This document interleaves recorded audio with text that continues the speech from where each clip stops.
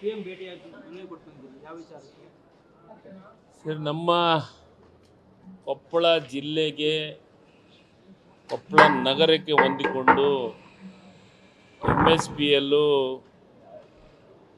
ಉಕ್ಕಿನ ಕಾರ್ಖಾನೆ ಮಾಡಬೇಕು ಅಂತ ಈಗಾಗಲೇ ಅದರ ಬಗ್ಗೆ ನಮ್ಮ ಜಿಲ್ಲೆಯ ಎಲ್ಲ ಜನಪ್ರತಿನಿಧಿಗಳು ಮತ್ತು ನಮ್ಮ ಜಿಲ್ಲೆಯ ರೈತ ಮುಖಂಡರು, ನಮ್ಮ ಜಿಲ್ಲೆಯ ಕೆಲವೊಂದು ಸಂಘ ಸಂಸ್ಥೆಗಳು 24ನೇ ತಾರೀಕಿನಂದು ಪ್ರತಿಭಟನೆಯನ್ನು ಮಾಡಿದ್ವು. ಆ ಒಂದು ಉದ್ದೇಶಕ್ಕೋಸ್ಕರ ಅದರ ಜೊತೆಗೆ ನಮ್ಮ ಗವಿಸಿದ್ದೇಶ್ವರ ಶ್ರೀಗಳು ಅದರಲ್ಲಿ ಪಾಲ್ಗೊಂಡು ರೈತರಿಗೆ, ಸಾಮಾನ್ಯ ಜನರಿಗೆ ಭಾಳ ತೊಂದರೆ ಆಗ್ತಾಯಿದೆ ಫ್ಯಾಕ್ಟ್ರಿಯಿಂದ ಅಂತ ಸರ್ಕಾರಕ್ಕೆ ಮನವಿಯನ್ನು ಕೊಟ್ಟಿದ್ದರು.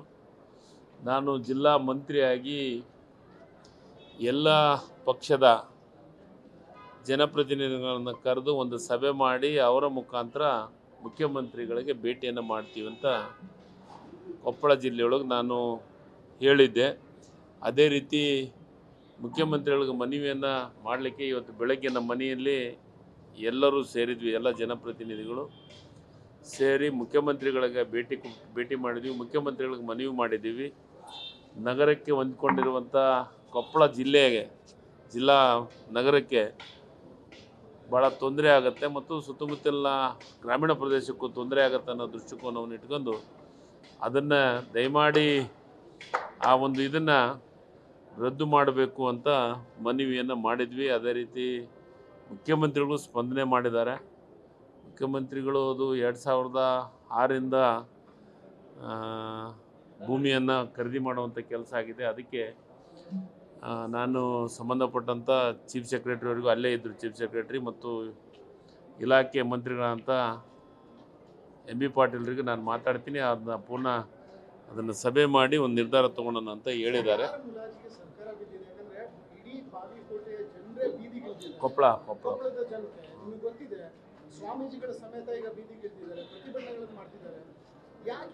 ಸರಿ, ಇದು ಯಾರ ಮುಲಾಜಿಗೂ ಬೀಳೋ ಪ್ರಶ್ನೆ ಇಲ್ಲ. ಇದು 2006ರಿಂದ ಪ್ರಾರಂಭ ಆಗಿದೆ. ರೈತರೇ ಅದನ್ನು ಭೂಮಿ ಕೊಡುವಂಥ ಕೆಲಸವನ್ನು ಮಾಡಿದ್ದಾರೆ. ಅವತ್ತು ಇದ್ರ ಬಗ್ಗೆ ಚರ್ಚೆಗಳಾಗಲಿಲ್ಲ. ಅದನ್ನೆಲ್ಲ ನಾನು ಮಾತಾಡೋಕ್ಕೆ ಹೋದರೆ ರಾಜಕೀಯವಾಗಿ ಮಾತಾಡ್ದಂಗೆ ಆಗುತ್ತೆ. ನಾನು ರಾಜಕೀಯ ಮಾತಾಡೋದಕ್ಕೆ ನನಗಿಷ್ಟ ಇಲ್ಲ.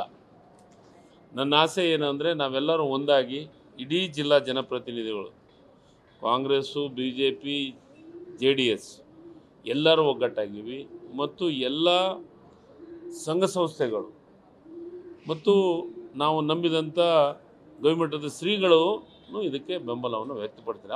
ಅವ್ರ ಕಳಕಳಿ ಇಷ್ಟೇ, ಜನರಿಗೆ, ರೈತರಿಗೆ ತೊಂದರೆ ಆಗ್ತಾಯಿದೆ, ಅದನ್ನು ತಪ್ಪಿಸ್ಬೇಕು ಅನ್ನೋ ಒಂದೇ ಉದ್ದೇಶದಿಂದ ಇದನ್ನು ಮಾಡಿದ್ವಿ. ಯಾರ ಮುಲಾಜಿಲ್ಲ, ಮತ್ತೊಂದಿಲ್ಲ. ಮತ್ತು ಮುಖ್ಯಮಂತ್ರಿಗಳು ಭಾಳ ಸ್ಪಷ್ಟವಾಗಿ ಹೇಳಿದ್ದಾರೆ ಏನಂತ, ಇದಕ್ಕೆ ನಾವು ಯಾವುದು ಮೊದಲೇ ನೀವು ಇನ್ನೂ ಹೇಳಿದರೆ ಇನ್ನೂ ಚೆನ್ನಾಗಿರ್ತಿತ್ತು ಅನ್ನೋ ಮಾತನ್ನು. ಅದಕ್ಕೆ ಈಗಲೂ ಕಾಲ ಮಿಂಚಿಲ್ಲ, ಅದರ ಬಗ್ಗೆ ಮುಖ್ಯಮಂತ್ರಿಗಳ ಗಮನಕ್ಕೆ ತರುವಂಥ ಕೆಲಸವನ್ನು ಮಾಡಿದ್ದೀವಿ. ನ್ಯೂಸ್ ಫಸ್ಟ್, ನಿರ್ಭೀತಿಯಿಂದ ನಿಮ್ಮ ಪರವಾಗಿ.